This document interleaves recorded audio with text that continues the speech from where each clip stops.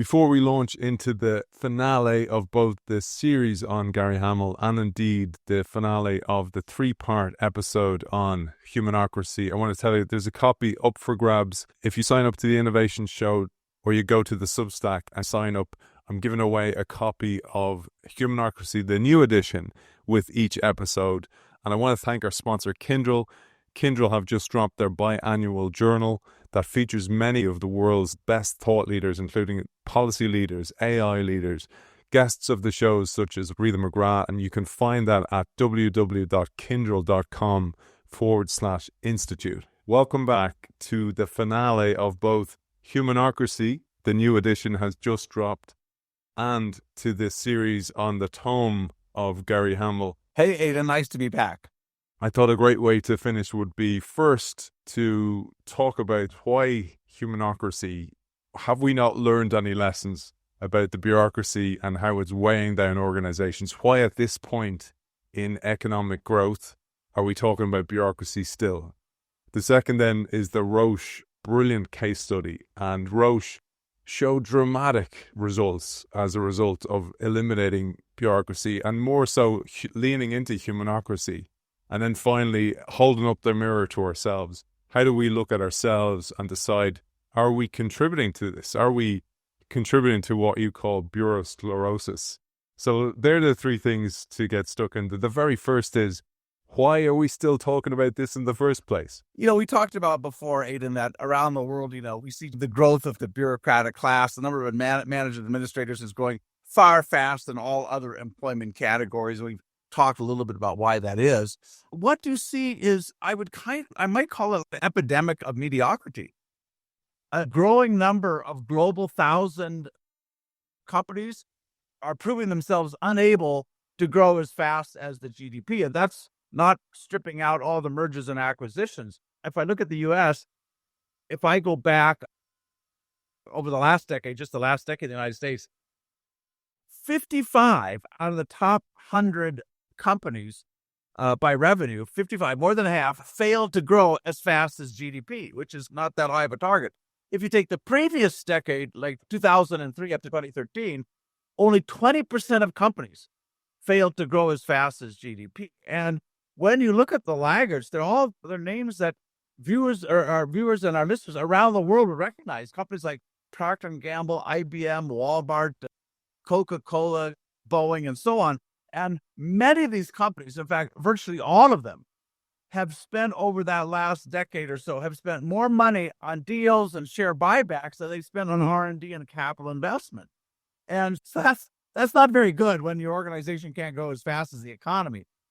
Secondly, there's increasing data, or some very good data, from two researchers, Germain Gutierrez and Thomas Philippin, and they looked at what they call the American superstars. So these are the top companies by market value in the economy overall, and then the top companies by market value in each sector.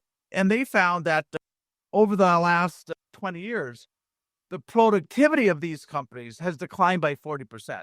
And then actually what you would expect to be the bleeding edge of the U.S. economy, they are now a drag on productivity. And partly because all these organizations, all these companies are monopolies or oligopolies, but they're not necessarily all that productive. And recently, if you look at Microsoft and Meta and so on, they're all going through major rounds of layoffs, trying to correct that. Finally, and I think we have talked about this, but in this context, maybe worth coming back to this, is that around the world, large companies are becoming more entrenched. I don't think there's any more evidence that they're more resilient or creative or innovative, but they are becoming more entrenched and less likely to be disrupted. We looked at this in the U.S., where each year, going back to 2000, we took the top 100 companies by revenue, and then we asked for how many years have those companies been in that list of the top 100 going back a decade. So if you take the decade from ending in 2000, 45 of the top 100 U.S. companies have been on the list of the 100 for all of the previous 10 years, back to 1991.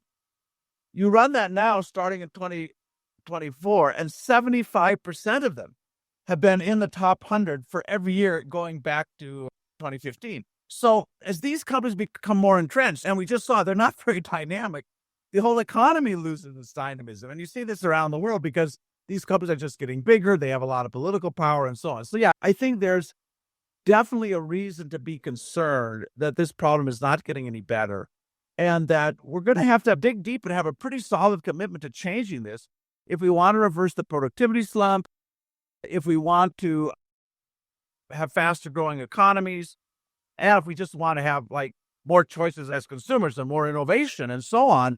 It's not good when companies are so deeply entrenched that they can take the consumer for granted and don't really have to compete. So yeah, I don't think we've yet reached a turning point on this. So we still have a problem, but the good news is, and you alluded to this many times throughout the series, there are chinks of light and big companies that have a legacy, who have been around for a very long time, who have managed to do this. And it didn't happen overnight. That's a big piece of this. But for the skeptics who are kind of going, yeah, that's all good for them, it isn't easy, but the returns are massive. And I want to talk here directly to the CEOs. The impact of Roche's transformation has been remarkable.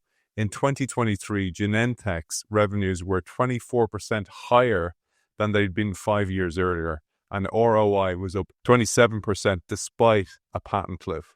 This remarkable result was achieved with 22% fewer people, the result in part of a deep commitment to delayering that Gary talked about throughout this series. The changes in Pharma International have been equally dramatic. The changes freed up $3 billion per year, which Roche have put into R&D, which is just an incredible endorsement for the transformation.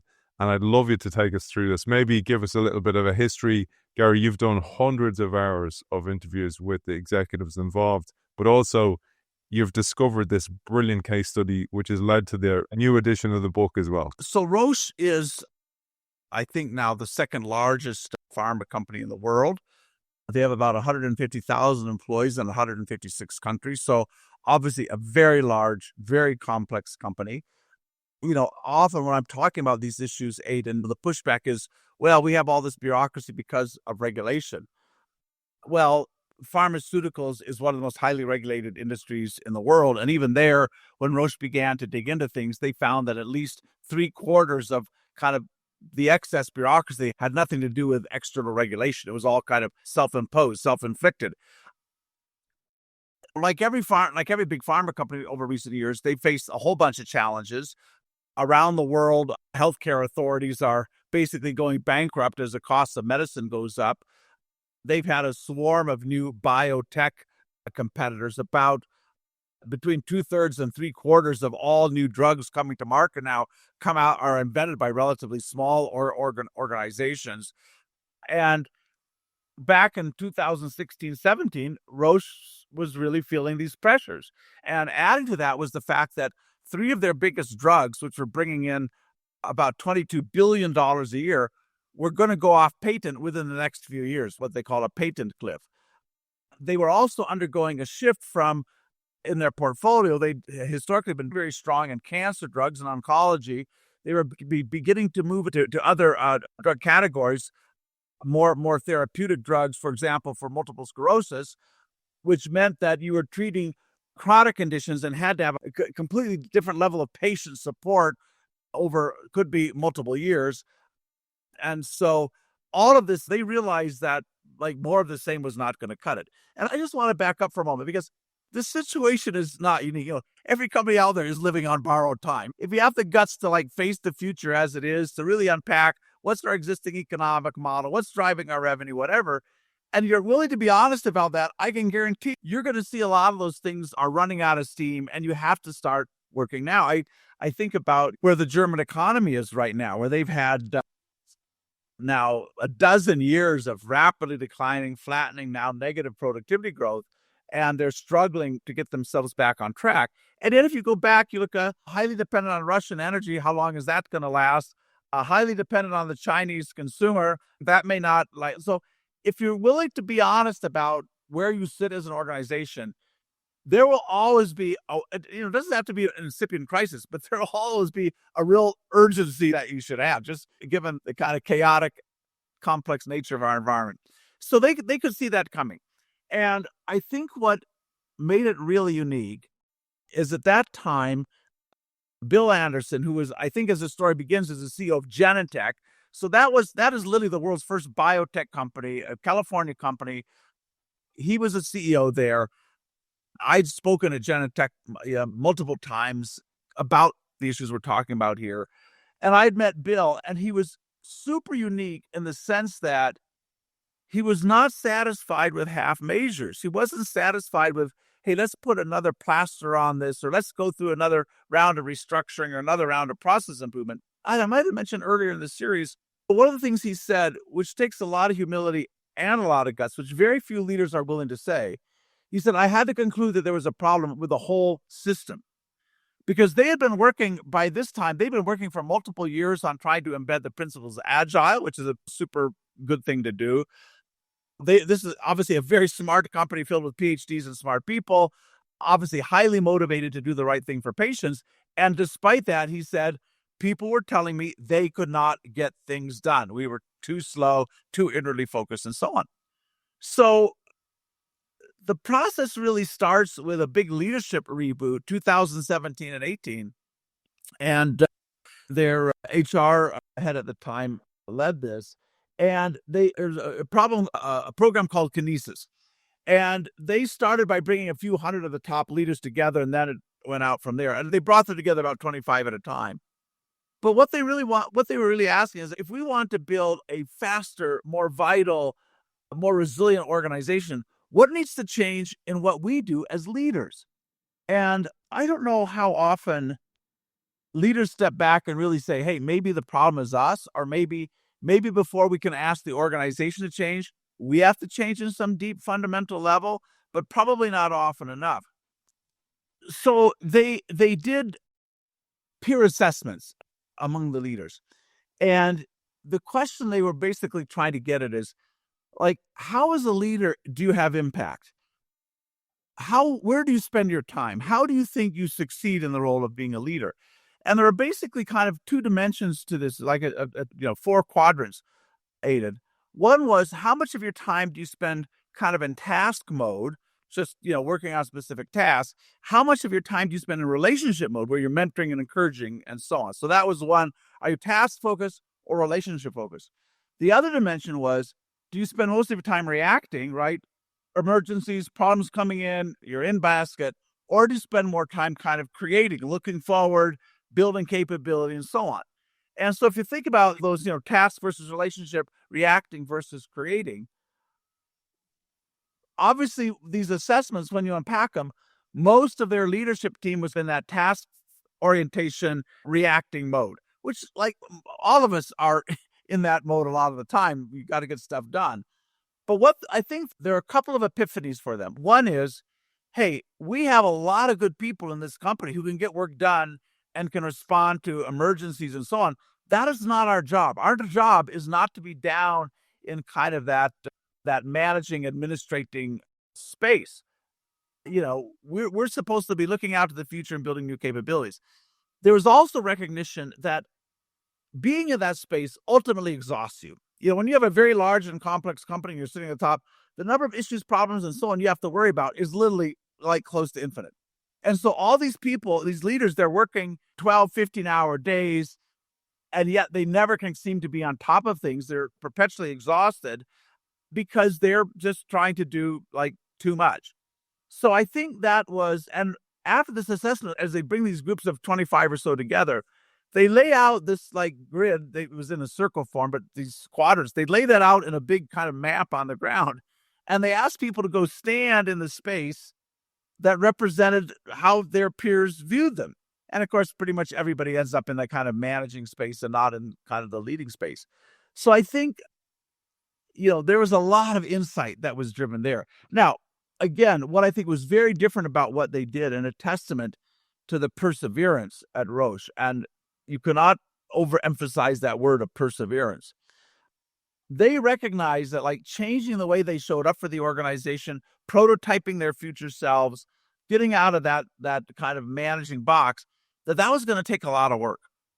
And they had to change the way they thought about their jobs. They had to change the way they interacted with their teams. They had to change some of their habits. Let me ask the really tough questions and intervene and show that I'm in control and give orders.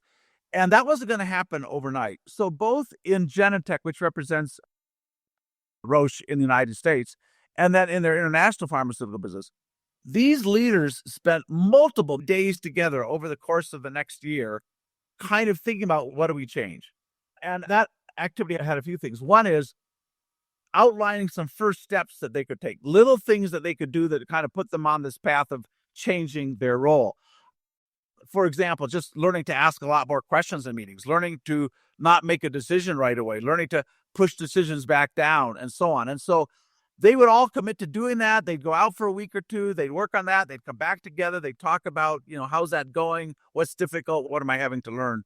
So that was very much part of what they did. They also spent a lot of time in that first year thinking about what are the principles around which we want to, reinvent our organization. And I argue before, Aidan, in our conversations, that you get to a point in any organization, any field, where you can't solve the new problems with the old principles. And I think Roche, to their credit, they realize that. They realize you have to go back to the level of principles. It's not let's just find another practice or let's, do another reorg. It's like, no. We have to start with a whole different set of principles that are not based on bureaucratic thinking of everything has to be perfect and control is exerted from above and everybody spends most of their energy kind of reporting to a manager and figuring out what they want. So the initial set of principles they came out with, and this evolved over time, but the first principle, which is also the first principle in Humanocracy, everyone needs to think and act like an owner.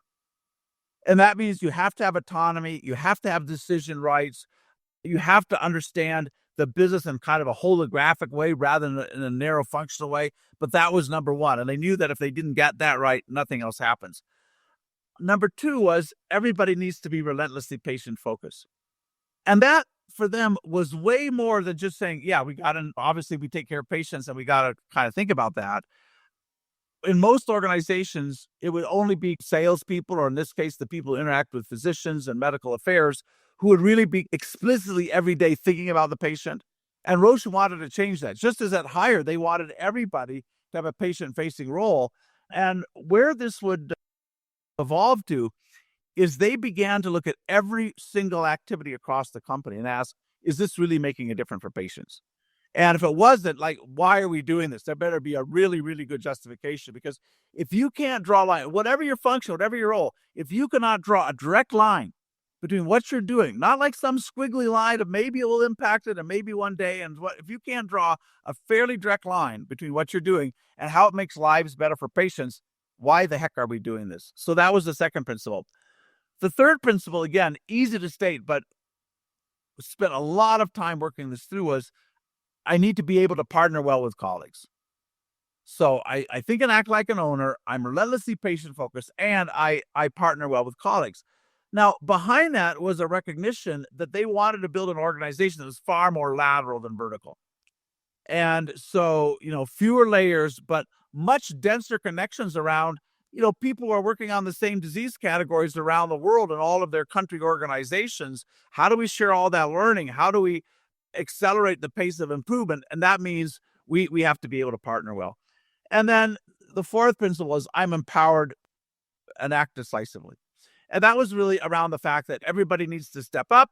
You need to be able to take personal risks in your career. You cannot delegate up. You cannot wait for somebody to tell you, that just slows everything down. We have to have people who are action-oriented and move at a high tempo. So there was about a year or so more where that was the work of the leadership team. And they did it slightly differently between the US and Europe. I think in the US, maybe they were spending one day to get together every week. In Europe, maybe it was a day every fortnight or so on. But you think of the typical leadership team in any business, small, medium, or large, how much time do they actually spend together in a week or a month? And it's actually not very much. And here they were saying, guys, this is big work. It's not work that any one of us can do alone, right? This is going to be so emotionally, intellectually, personally challenging. We got to link up arms, do this together, and so on. And out of this came a fundamental redefinition of the senior team. In Roche, in Pharma International, I believe that I'm sure that the top leaders, the business was led by wonderful Irishman Porrick Ward. They abandoned their titles, the top half a dozen people, and they said, we're now going to be part of a larger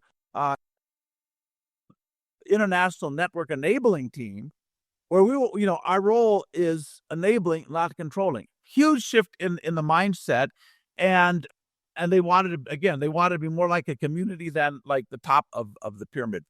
So the way they got started in both the US and in Europe, they had design teams coming together. These were teams that 10 or 12 people that had been drawn from across the organization. They represented a diagonal slice of the organization. And in putting together those teams, they were super conscious about making sure all the various aspects of the business were represented. And again, the teams did their work slightly differently. I'll maybe give you an amalgam, but the teams would come together. I believe for the start, it was a couple of weeks in a hotel room, like just working on, okay, how do you translate these principles into action? And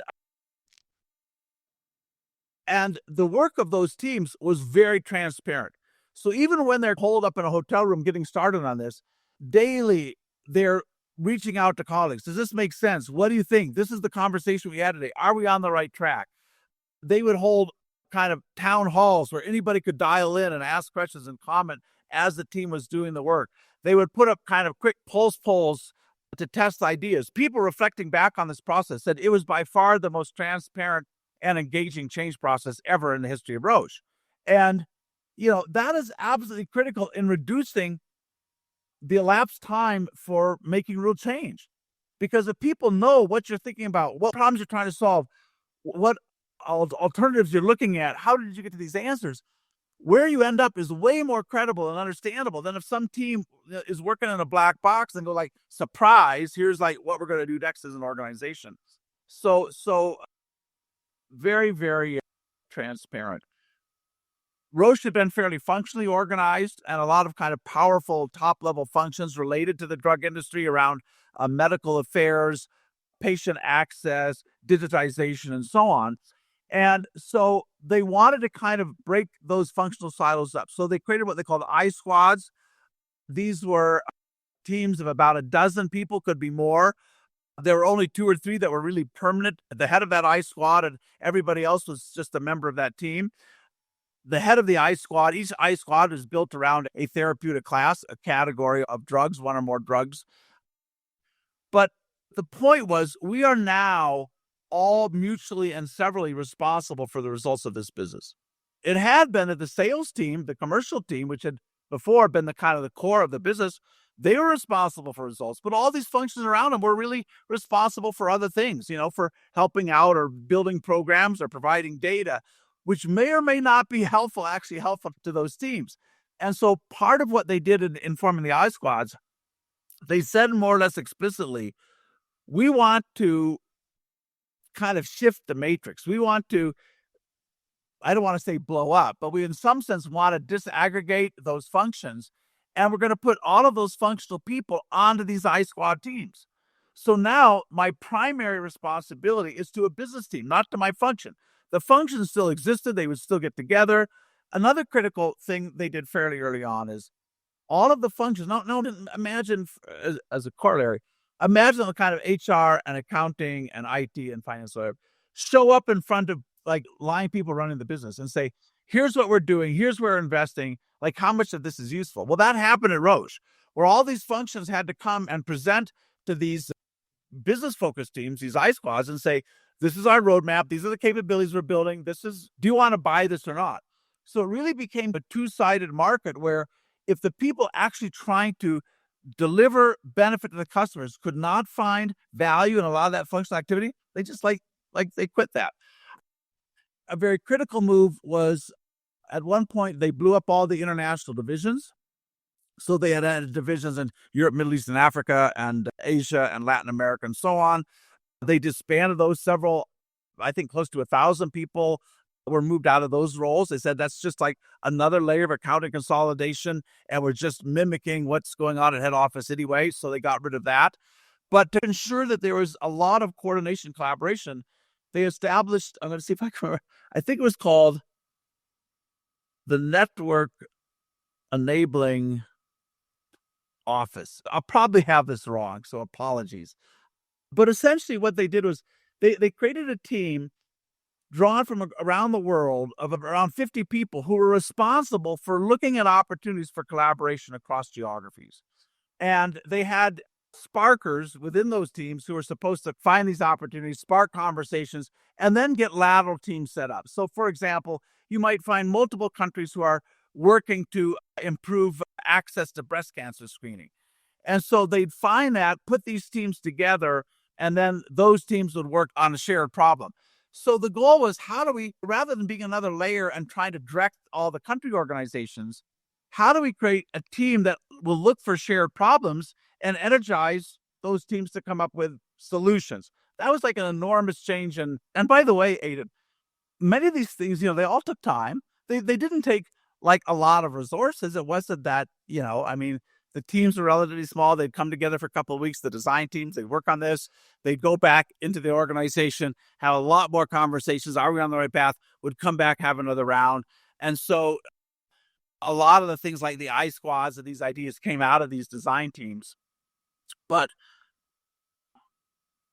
they were working explicitly on the management model and every aspect of that in a way that very seldom happens. So other things that came out of this was outcome-based planning. And so they started to realize that they were, as many organizations do, they were spending an enormous amount of time every year kind of building up forecasts, doing plannings, going up and down the pyramid to try to get alignment and out for the next 12 months and beyond. And it just didn't make any difference. Nobody paid any attention to it. It was like basically a huge waste of time. And so for a bit, they experimented with no planning at all. That didn't seem to be the right answer. But what they ended up was something that they call outcome-based planning. And it works in kind of a simple way. Each year, the senior team of Roche Pharma, and again, through a lot of consultation and listening, will identify what they think are 3 or 4 big themes, big areas for improvement, areas where they need to move forward as they're running the business. And they do not try to put plans. They don't roll out some change process around those, but they just let people know these are the things that are going to be really important. And then every country organization, every affiliate is charged with turning those into 90-day sprints, 90-day plans. So if we take this seriously, what do we do over the next 90 days to move in that direction? And how will we measure our outcomes? And so you imagine over many countries, all of those outcome-based plans are online and transparent, and everybody can see, oh, that's how they're dealing it, or that isn't that interesting, their idea. Let's collaborate on that and work on that together. And so rather than having kind of this accounting exercise, budgeting exercise that you paid attention to, it's now a very fast pace of 90 or 100-day sprints where everybody's reporting to everybody else. We know the progress we're making. And so just the clock speed of the whole organization picked up a lot. One of the other very important changes they made was in how they allocate resources. So as you'd know, in many organizations, in the budgeting process, different businesses, geographies, they compete for budget. You have a budget. That's now your money for the year. Maybe you can get a little more, but you're sure as hell going to spend everything you have, and you're going to hang on to it, and you're going to protect it. And these are my people. This is my money. That makes it extraordinarily difficult to reallocate talent and capital as the world changes, which it inevitably does. So what Roche ended up on this was something called signals and sources. And the way it works is this. All of those leaders of the I squads, the people running all the big product, the drug categories, they get together every month and they review the performance of every single business that's represented there. So not a business reviewing with a boss, but these are peers, all these businesses reviewing with each other and looking at and also prioritizing opportunities. So a very critical part of that meeting, and it is backed up by finance people, but it's for them to identify and rank the top 10 opportunities for Roche over the next month or so. So where do we see an opportunity to grow this drug, or where do we see a challenge? And then they look at where the resources are. So someone might say, you know what, I have this great opportunity to grow my market with this particular drug. We're really short on training resources. Somebody else might say, you know what, I have $500,000 excess trading budget that I'm not going to need or would be better spent here. And the ethos is nobody owns resources. They're owned collectively, or we all own resources. They're owned collectively. And our job as a senior team is not to fight our corner, protect our budget. Our job is to get the resources behind the biggest opportunities as quickly as possible. So it is a huge kind of antidote to parochialism. By the way, they're all paid in the same way based on company success. It's a huge antidote to parochialism. And again, I've said this, I don't know, Aidan, for a good part of my career. It amazes me that in most middle or large organizations, if I went around the people running the business, running the product lines, the geography, and I said, what are the 5 or 6 largest opportunities for your company? I would not get the same list. Well, I know what I'm doing. I know it's important here. Like, that's just like bogus, because you have to understand the list for the whole institution. So you move resources behind those things. And again, the ethos is once we understand what those are, if somebody like a number 1, number 2 opportunity comes to me anywhere in the organization, says, hey, Gary, I need some help, it's incumbent on me to deliver that help rather than say, it's not my problem, I'm already too busy, I can't do it. So that was a huge step to creating a much more resilient organization that can redeploy resources much faster. So as you say, a very deep change process. Elapsed time we've covered now is about 3 to 4 years. You talked about the results earlier. Now, because of the patent cliff, I think, and general pressures on pharma, I don't think their share price has made a whole lot of progress over that time. But again, being resilient doesn't always mean you're going to be able to deliver above average growth. There's sometimes things going on in the environment which you simply, they're just going to be a drag on your business, and you do your best. Or you will sell off a business that's underperforming. It's just like no longer fits with your portfolio. So I think the success is the fact that they coped with an enormous hit to the revenue line and end up with profits are up, growth is way up, headcount is way down. They didn't go into any mass layoffs, but they certainly learned how to do a lot more with less. So, it's hard for me to argue that if you could do it in a company with 156 affiliates around the world and regulators in every country, you can't do this in whatever business you're in.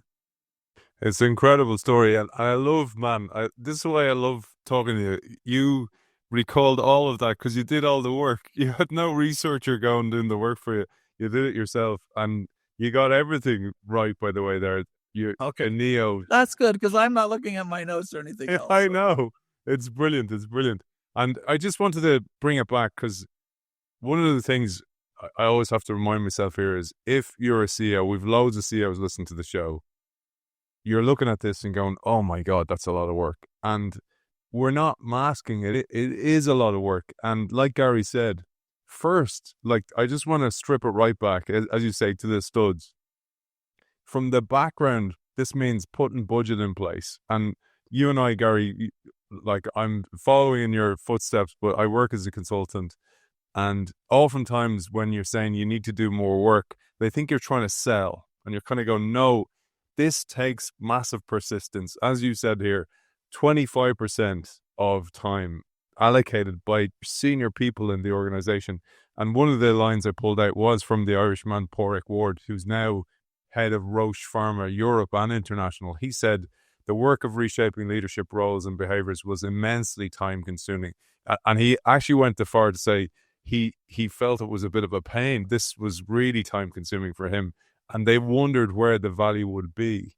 And I just wanted to point to that, the two things there, the willingness. So you're Roche, you acquire in 1990, I think it was Genentech.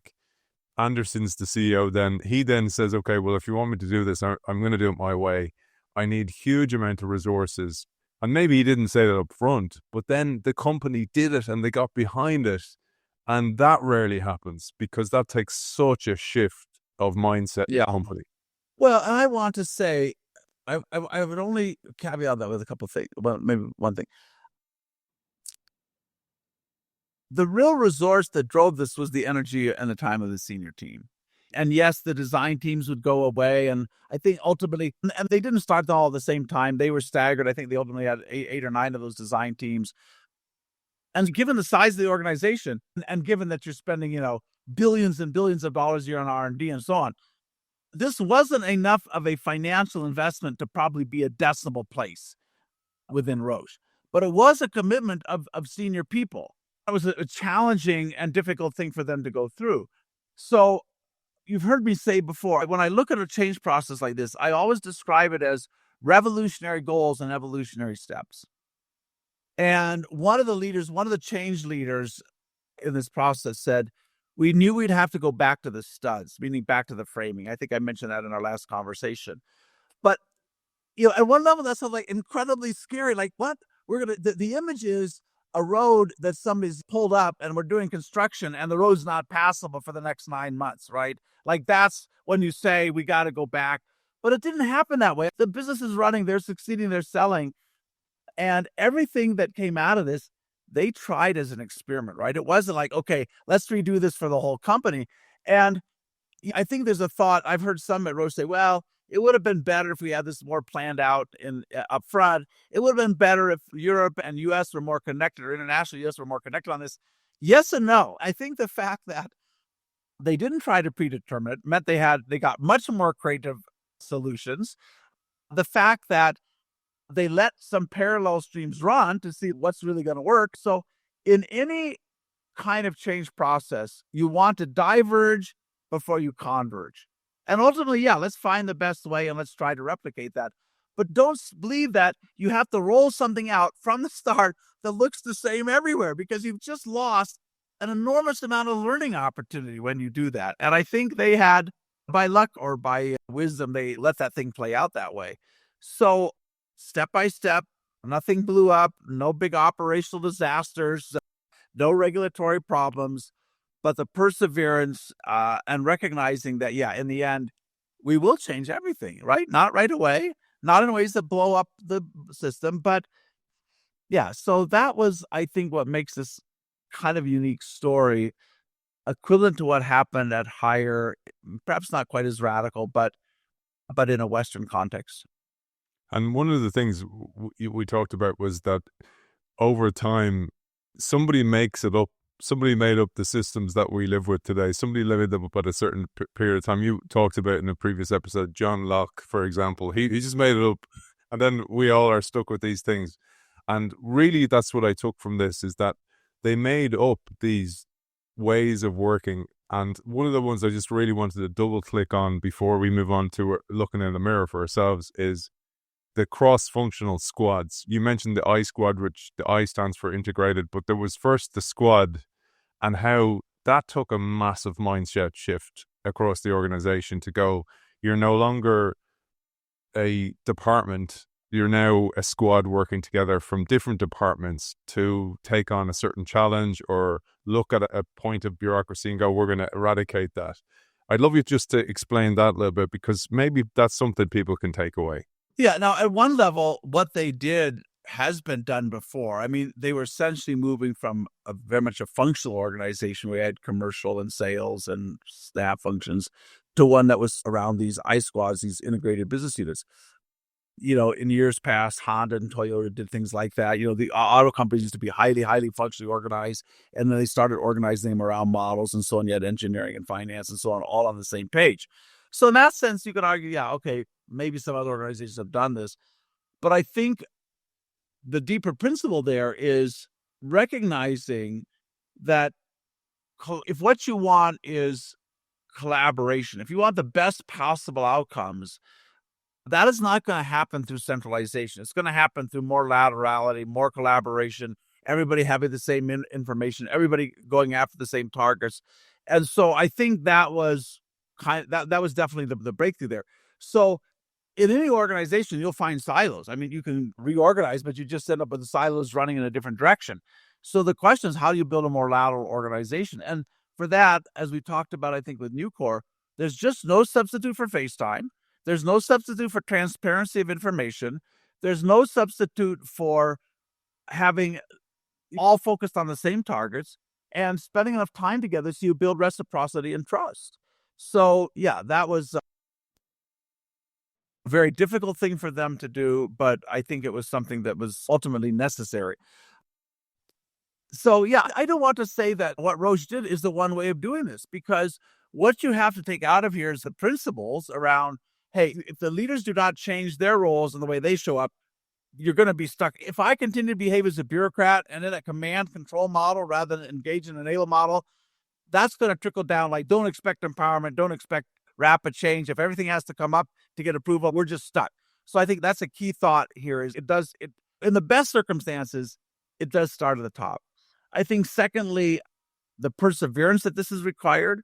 We've talked about that, the humility that's required, the fact that this is something that kind of rolls out. It is not something that rolls down, that the redesign is very creative and very experimental, in all ways, pretty much the opposite of a traditional change program. That idea of one budget and also the relinquishing of power, as you talked about in previous episodes, showed great humility by the leadership team as well. I thought that was such a huge, huge thing, that even getting that into an organization where there's a shared bonus, not only a shared budget, but a shared bonus system. And that was pushed by senior leaders as well. Yeah, I would describe it, as you talk about it, Aidan, it is in some ways relinquishing power.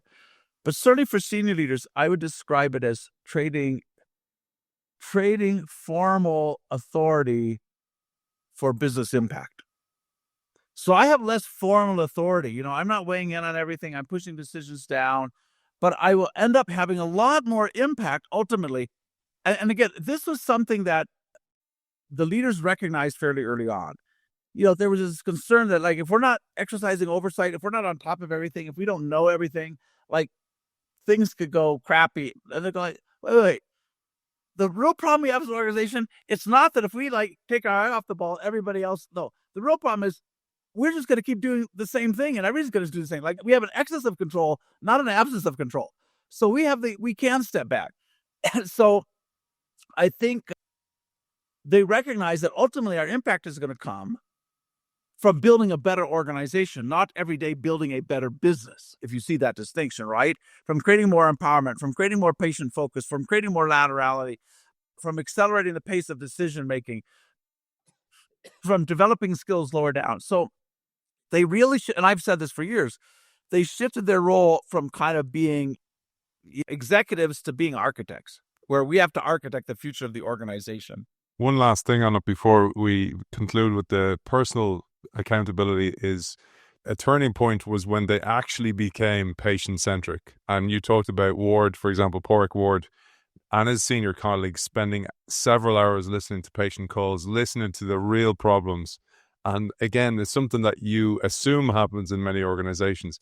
And this led to what you call PJPs, patient journey partners and health system partners, where people were actually just focused on that. They dealt with bureaucracy and now they were dealing with the patient journey.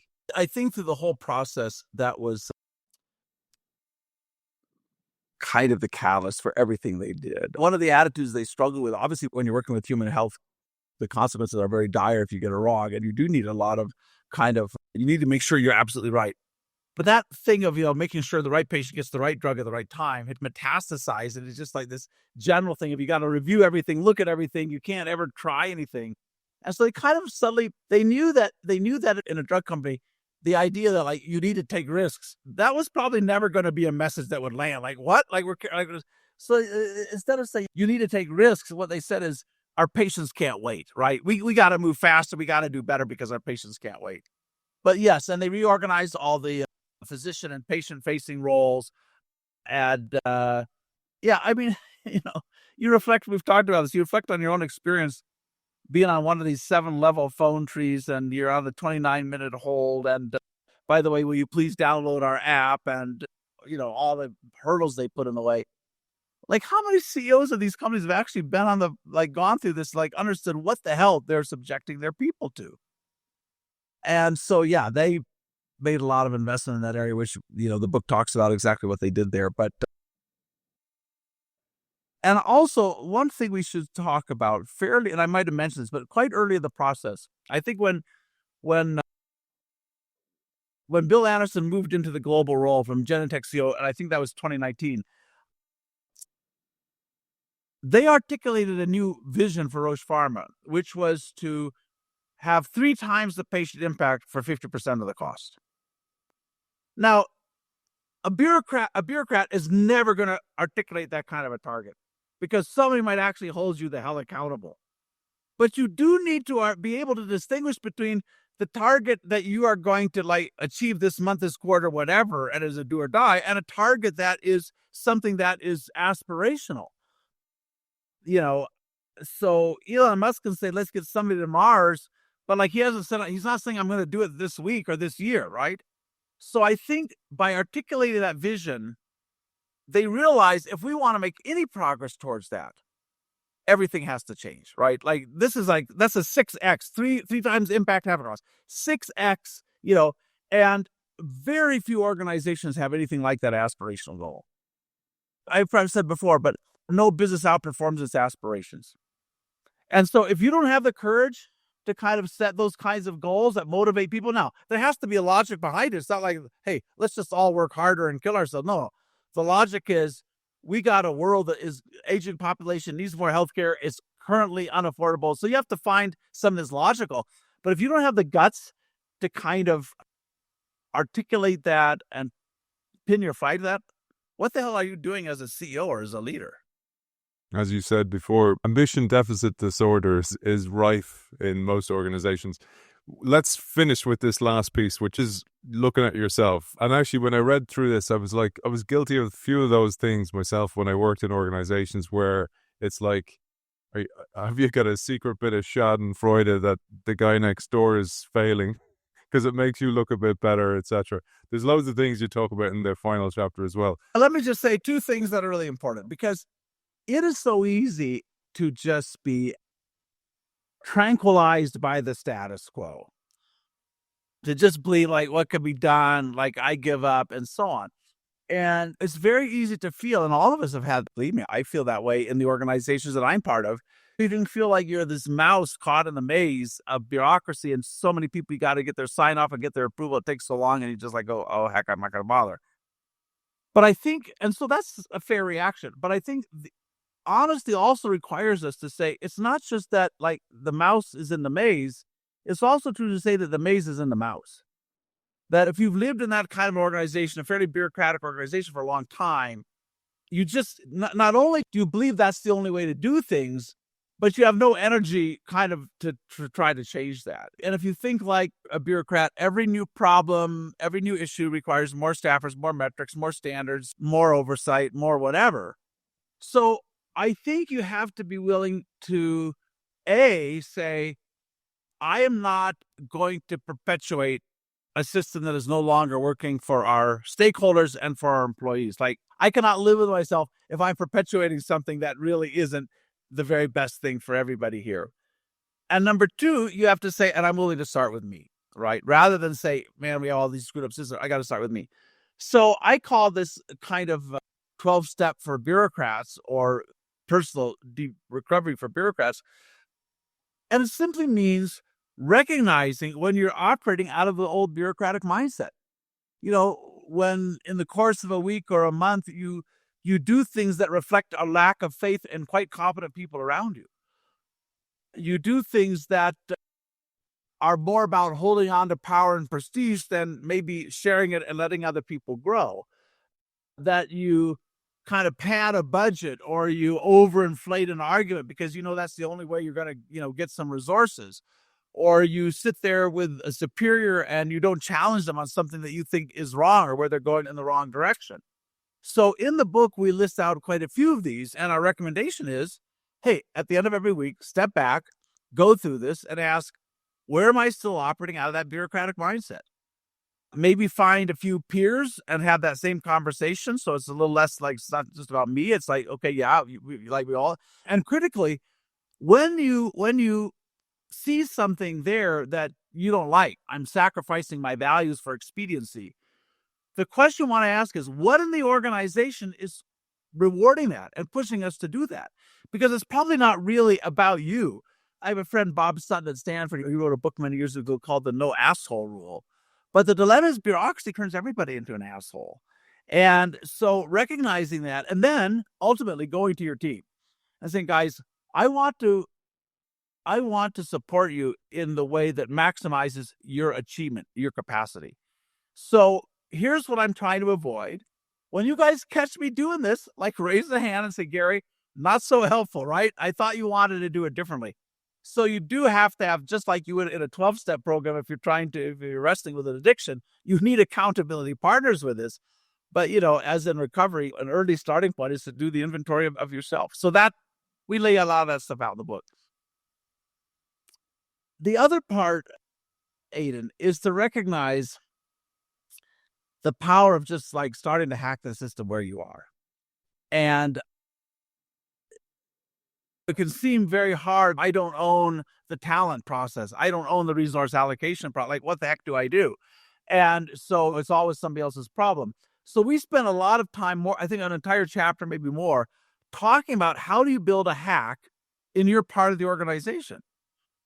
And we might have talked about some of these along the way, but it's basically saying, how do I bring a few of my team together, start to think about an important set of questions you can ask each other, which Roche spent a lot of time, and we didn't talk about this, they spent a lot of time talking to employees and asking what gets in the way of achievement. So where does your work not get recognized? What makes collaboration difficult? What are the tasks that we give you that just you don't think add any value? Where do you fear doing something because of consequences? So you start to ask people, what is getting in the way of you doing the very best job? And again, we kind of outline how to do that, and then go, okay, what would I change to do that? Let me just give one example of a hack. So this is a couple of, mid to upper mid-level people in a large organization who, and this was actually happened in a program at the London Business School, like advertisement just recently rated the #1 executive education in the world. And I teach on their capstone program. So that's my little advertisement for the day.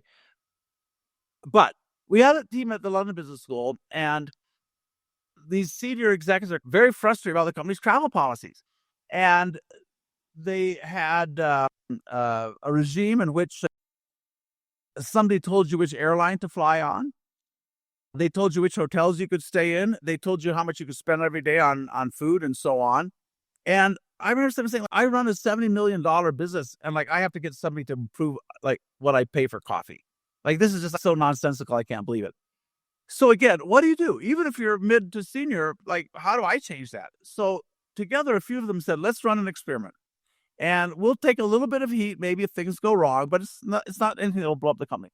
So they found a group of 100 people within a business, 100 people head office, and then they divided those into teams of 50. So now I have 4 teams of 50.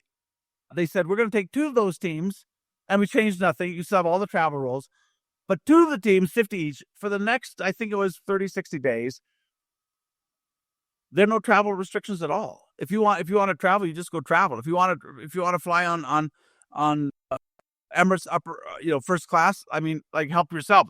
We don't care. But at the end of it, you have to bring back receipts because we still have tax and we got to report and so on. And then they said, oh, and by the way, we're going to put all of these receipts up online so everybody can see them. So the little hypothesis they had there, because if you have an experiment, right, you have to have a hypothesis. So the hypothesis was transparency may be a better way of control than rules and audits. And so what they found over the course of the experiment is in that treatment group, travel costs went down. They were just hoping they wouldn't go up much. They actually went down by 30%, and engagement went up. And so, we just don't think often of how do I take a challenge, lack of empowerment, a noisome process. How do I do a little experiment, 30 days, 60 days, nothing that will blow the company up. We run it in parallel with the old. I use volunteers. So, you can sit with your team, whatever your unit, and you have this conversation. Guys, what is getting in the way of achievement? What systems, processes, structures, or leadership behaviors are at fault here? How might we change that? Can you imagine something we do in 30 to 60 days where we might be able to test a different idea? And so I think it's a good place to end here, Aidan, because I do think that every organization is in a race to the future. I think part of that race is building organizations that can thrive in a very difficult, high velocity world. Building those sorts of organizations is going to happen one experiment at a time. Now, you can accelerate that. We've used technology in companies where in a period of a couple of months, we'll generate hundreds of experiments. And Roche might have moved a little faster if they'd done it that way versus in-person teams and so on. I'm not sure. But it starts by recognizing that the pace at which my organization gets better is fundamentally determined by the number of experiments we run every year. How do we reallocate resources faster? How do we set bolder goals? How do we build more collaboration? How do we create a stronger sense of ownership? How do we give people the skills they need to use power effectively? And it's a race. And first you admit you have a problem, and then you say, I want to win. And then you unleash the imagination initiative in the organization. Say, guys, let's solve this problem together. And I think that was, again, the humility at Roche was, hey, we don't have an answer. We're going to figure out this thing together. Very few organizations in the world have ever done this. That's a huge opportunity for us. So every one of us in life, we have a choice. And in our organizations, we have a choice. Do we bitch or do we hack, right? Do we whine or do we experiment? And we just need a lot of more people who are willing to step up and help us build the future. And thank you for encouraging everybody as well. I just pulled a final little piece here, my way of saying thanks to you as well. So end of the book, Gary says, freeing the human spirit, that is the promise of Humanocracy. With grit and determination, you can claim the promise for yourself, for your team, and for your organization. Like every epic quest, the journey will be arduous, but ultimately fulfilling. Now, this journey wasn't at all arduous, Gary, but it's been an absolute beautiful epic quest going through your full tome and even getting right up to date as well onto the latest edition of Humanocracy, and this is coming out right when that's coming out. So we could, and I didn't know that at the start. I have to tell our audience that I didn't know that was coming. So it came about absolutely beautiful, bit of serendipity. And Gary, I just want to say, man, it was an absolute pleasure. I know it's not going to be the last time we collaborate in some way in the future, but it's been hugely fulfilling, and I'm very grateful for you for joining us. I'm very grateful as well, Aidan, and thank you to you for all the immense work you've put in. Thank you for everybody who's joined us in one way or other through the series. You know, my mission is to help us build organizations that allow people to thrive. And you can reach me on LinkedIn. You can reach me at GaryHamel.com. But yeah, let's hope that a few sparks are lit and that someone somewhere in the world can say, I'm living in an organization that's like just is feeling better every day. And I want to tell you as well, last thing for me, Gary has been voted the world's top thought leader, by the way. It was only ever done once. It was done, and Gary was voted top thought leader in the world. So I want to tell you that an absolute pleasure it is having the world's best thought leader on this show, covering all his work, giving us all that time. Gary Hamel, thank you for joining us. Thank you. Thanks to our sponsor, Kyndryl. You can find Kyndryl's brand new journal that features the world's top thought leaders on policy, on AI, on many technological shifts at www.kyndryl.com/institute.